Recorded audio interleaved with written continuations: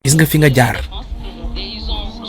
ak li nga weesu ak fi nga toll nii tey parfois boo nee tekk toog di xalaat ko sa rongoñ mën naa dal sa dënn sa xol tooy xepp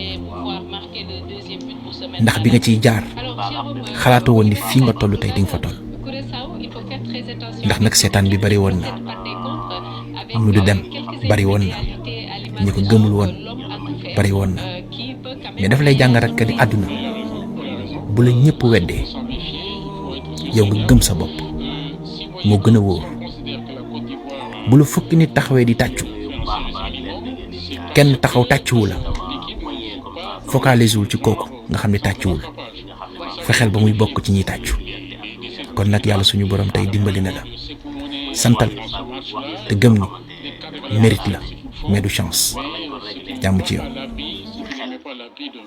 De l'équipe de Curaçao. C'est toujours comme ça, hein, ça permet également de faire la rotation facilement pour le coach. Ceux-là même qui n'ont pas joué au départ, qui ne constituent pas l'ossature de l'équipe, eh bien pour venir s'essayer et les places vont se jouer ici. C'est ce qu'il a fait d'ailleurs avec le 11 de départ, l'entrée de Poperi, donc qui n'a pas joué les matchs précédents. Absolument, et c'est une perche tendue aux joueurs, certains qui restent sur le banc et qui ont l'opportunité de se signaler dans la perspective des rencontres qui vont suivre, c'est le final, peut-être que la Côte d'Ivoire prend les huitièmes, etc. Et que là, pour le moment, ce sont des joueurs qui jouent leur place dans ce match-là. Deuxième période, peut-être que ce sera pour notre tournoi. On verra ce que vaut l'équipe caribéenne et ce que va donner comme pas réplique, mais pour en finir, l'équipe de Côte d'Ivoire. Alors, Oulimata, on disait tout à l'heure en début de plateau que Emerse Faé pourrait opter pour faire tourner son banc.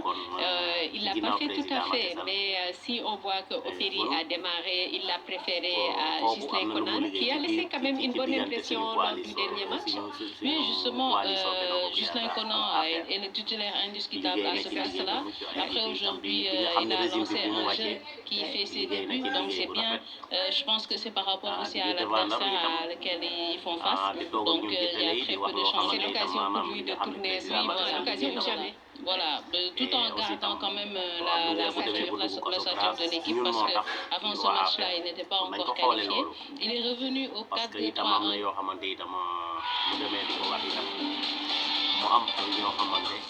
dañuy toog fale di critiquer di ko wax ay wax yoo xamante dañuy ñaan jàmm rek ñu gën a booloo doon benn di xajatoo di doorandoo bàyyi wax yi nga xam ne dañuy jaxasoo ndax mën ta ñàkk ci parti moom loolu moom mooy diggante bu baax.